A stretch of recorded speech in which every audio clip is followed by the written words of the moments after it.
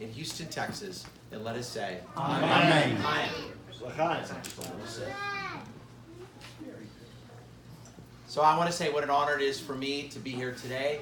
I've known Stephanie for a very long time when she was a teenager, and to see her grow up and meet an amazing young man, Jason, all the way from Nebraska, whoever would have thought. It's an honor for me, and of course I got to be here almost 3 years ago when we did Hayden. Where's Hayden? Is he here? He's been through this before. But to see you bring a beautiful baby Hayden, and now second son Drew, and there's so many blessings and prayers. All of us as your closest friends and family. We're blessed to have several grandparents here, 2 amazing great-grandmothers that are here. It's truly a blessing for all of us. And before I bless him and have an opportunity for Jason to speak about the names, I just want to say a general blessing, that God continues to bless the 2 of you. And how thankful we are that you're raising a Jewish family. And may you only sanctify in the house of Israel, and may your names and the children that you've created bring only honor to you, your families, the entire house of Israel for many, many years to come. We say amen. Amen. And now, in just a second, I'll have an opportunity to bless Drew with his official Hebrew name. But I always like to give the parents a chance first to speak a little bit about the names they chose and why they chose them. So I'll turn the floor over to our proud father. Thank you. Ooh, I'm glad that part's over. I said, Stephanie and I were talking earlier today, and I said to her, it's kind of crazy because I don't really remember the first week when Hayden was born, and it was less than 3 years ago. And it's such a memorable week, and it's not just because you have this little human that immediately when he's born, you fall in love with, and you got to take care of him, which is, even though this is our second, it's a crazy experience. But for us, what's made this such an incredible week has been just the outpouring of support from friends, from family, from people all around the country. And it was people visited, people called, people sent messages, and it was 3 years ago the same thing happened. But just the amount of love that we have just means a lot to us. And everybody in here, you guys are our dearest friends and our immediate family. So this is a culmination of that week. So thank you for being here. Some of you may remember when Stephanie and I were getting married, like most people when they're getting married, you get the question, are you guys going to have kids? How many do you want to have? And for us, Stephanie would jump in, wouldn't even let me answer, and she'd say, yes, we're having a girl first. And in her mind, she said, she knew the name, she had plans for the baby for years and years, and I would just laugh. And I would say to her, first, you're jinxing yourself. You're definitely going to have a boy. And secondly, all we want is a healthy baby. So fast forward, we now have 2 boys. The oldest, Hayden, who wants to wrestle and dogpile his mommy. So it's gone totally the opposite of what she expected. But Stephanie's taken it in stride. The only thing that she has said she's worried about with having 2 boys is who's going to take care of her when she gets old and can't take care of herself. The premise is that boys don't take care of their mothers, which I totally disagree with. But I will say in my family, my sister Cindy, the photographer, is the caretaker for my parents. And she's really... You're not ready for it. So she has actually switched roles with my parents where she calls them to see what they're, make sure they're not doing anything bad. She scolds them. She even tracks their phones. This is a true story to make sure they don't get lost. But my mom and I are really close, and if she lived here, I feel like I would be the caretaker. I like to say my mom gave my siblings and I our fun side. She likes parties, the more outrageous the better. Vodka drinks, Nicorette gum. She likes R-rated movies, the more R-rated the better. The first movie that Stephanie and her saw together was Magic Mike. And my mom fell asleep. But in all seriousness, my mom filled our schedules. She demanded that we were always respectful to adults, and she made sure we finished everything we started. And it's a big part of who I am today. And she sacrificed for us and made us feel loved. So for me, one of the best things about being a parent the past 3 years is seeing Stephanie pass those same things on to Hayden and now Drew. Everybody in here, I think, knows the feeling you get when you're in a conversation with Stephanie, where she's 100% focused on you, asking questions, just totally into it. That's the mom that Hayden gets every day, and that's the mom that Drew's going to get. When I'm getting ready for work in the morning, I'll hear Stephanie, Hayden will be on the potty, Steph's reading him a book, and you would think Stephanie was performing in front of Beth Desharin. Every page is an adventure, voice is going up and down, and it's funny. I hear it every day, and it becomes normal, but it's funny. Anyways, so in honor of Stephanie not learning anything from guessing the sex of the baby, she still wants to plan our boy's life. I wrote an application letter. It's a college application letter, and it is based on the first 18 years of Drew's life going exactly how Stephanie wants it to go, with a little bit of mine mixed in. So I'll read it now. So this is October 15, 2035. Dear University of California at Santa Barbara. My name is Drew Kohll, and it's been my dream since I can remember to attend your school. It's hard to say why I have always been so attracted to UCSB. I suppose watching my parents' wedding video in Santa Barbara every few months, knowing my mom wants to retire there, and constantly hearing that it is the best play for me swayed it a bit. Anyways, enough about that. You want to know about me. Here's what you should know. I love yoga, dancing, my big brother Hayden, who already goes to your school, traveling to foreign countries, eating ethnic foods, pop culture, romantic comedies, and banana chocolate anything. Oh, one more thing. Judaism is at the center of my life. School since I was 2. My family, camp, vacations, sports, Maccabi, and pretty much my entire social circle. I mean, my grandpa Ronnie even blows the shofar at our synagogue, and I celebrate Shabbat with him and Nana all the time. I'm counting down the days until I go with my senior class to Israel. Fun fact, every girlfriend I've ever had has been Jewish, except for Catherine Bolivar. That girl is wild, by the way.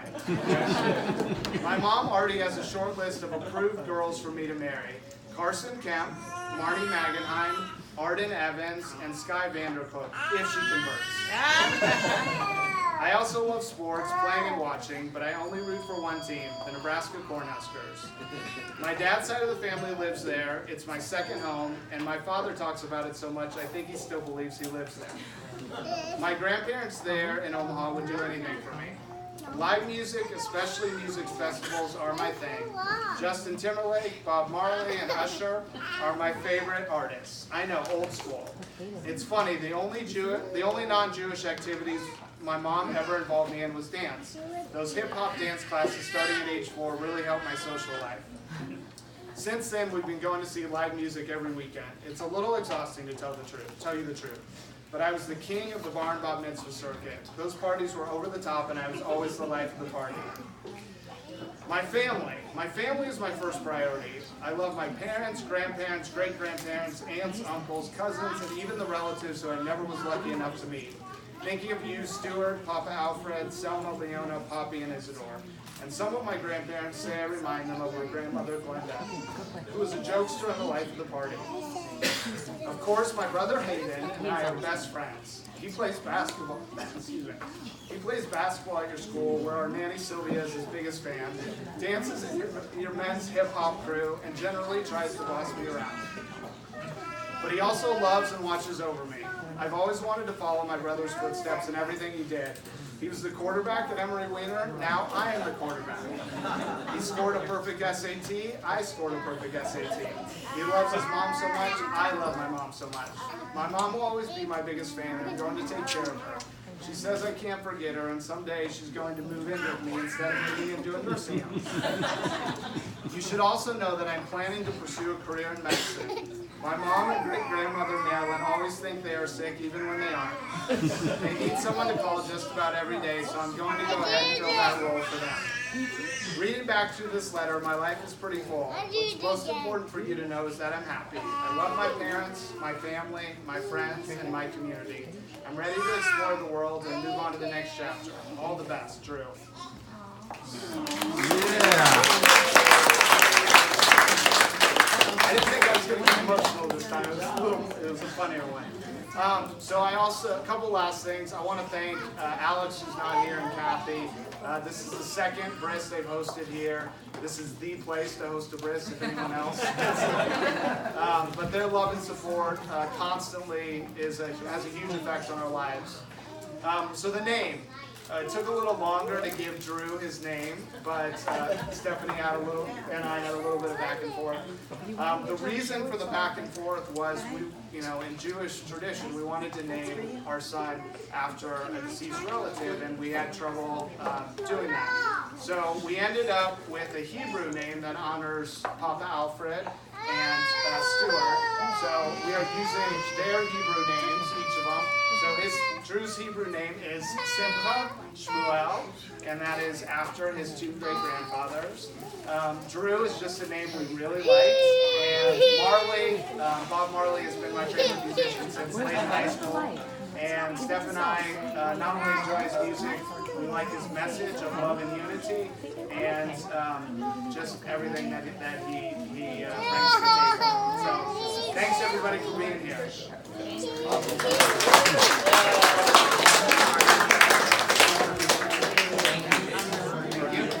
It's all here. Now I have the honor. We'll end now as I bless Drew with the Hebrew name that Jason beautifully spoke about. We think about all those who've gone before him. He continues our legacy today. He may continue to bring you blessings. So we bless you now, Drew, and you'll have an opportunity to have your first taste of wine as well. As with the tradition, we say to you, Drew, Eloheinu v'lei avotenu, Hayem hayelad hazeh, la'avi, v'limo, In the middle. L'kra shmo b'Yisrael. Simcha Shmuel, ben Yaakov v'Shulamit. Yismach ha'al, v'yotzeh halatzah. V'tigel imo v'pri v'na, hakatun yismach yibecha v'imecha, v'zakel yorod etzecha. V'ravarach alai, v'yivos v'mesed v'damayim. Amar lach v'damayim hayim. V'arach v'damayim hayim. ונאמר זכר ליום בריתו, דבר צידו אלף דור, אשר קראת את אברהם ושבטו ליצחק, וידך ליעקב ישראל ברית עולם, ונאמר ימול אברהם את יצחק בנו בן 8 ימים כאשר צידו אותו אלוהים. And please repeat after me. Hodu. Hodu. Ladonai. Adonai. Hito. Hito. Kilei olam. Kilei olam. Kastel. Kastel. Give thanks to God for His good, His kindness is everlasting. Zekatan, this beautiful child, to be known amongst the people of Israel as Simcha Shmuel, the son of Yaakov and Shulamit. Gedol Yiyeh, Kishem Shinakat Sabri, Ken Yikanes Torah Choba Maasim Tovim, Benomar. Amen. Just as his parents hope and pray, they brought him in today to the Brit Milah. May they praise him to be an extraordinary human being and raise him with the blessings of Torah and Judaism. To the chuppah one day with all his family at his side after he graduates, you see, Naomi. and a life, most importantly, a maasim tovim, many, many good deeds. We say Amen. Amen. We say to you, Drew, we say to you, Yismcha Elohim ki Ephraim v'ki Menashe. May God bless you like all the wonderful and righteous men of the Jewish tradition. Yivarecha Adonai v'yishmerecha, Yair Adonai panav elecha v'yinecha, Yisad Adonai panav elecha v'yasem lecha shalom. May God always bless you and keep you. May God always show you His favor and be gracious to you. May God only show you kindness and give you the greatest blessing of all, that which you have now, that which you have always. The blessing of shalom, the blessing of peace. And we all proudly say, Amen. Amen. And now the most important part of all, as we made it mention earlier, we're very blessed today to have two very, very proud great-grandmothers, Marilyn and of course Sylvia. So I wanted to call on Marilyn and Sylvia to share a reading with us. Is this a true testament to generation to generation, extraordinary ancestors this beautiful baby comes from? We think of your husbands today and all of those who've gone before him. And now we ask you to read this blessing today as you bless your great-grandson. In just start right there. May you live. May you live to see a world that you create, and may your future be a time you cannot yet imagine. May your hope span the generations. May your heart learn understanding. May you speak words of wisdom and sing songs of joy. May your vision be clear before you. May your eyes shine with the light of yours.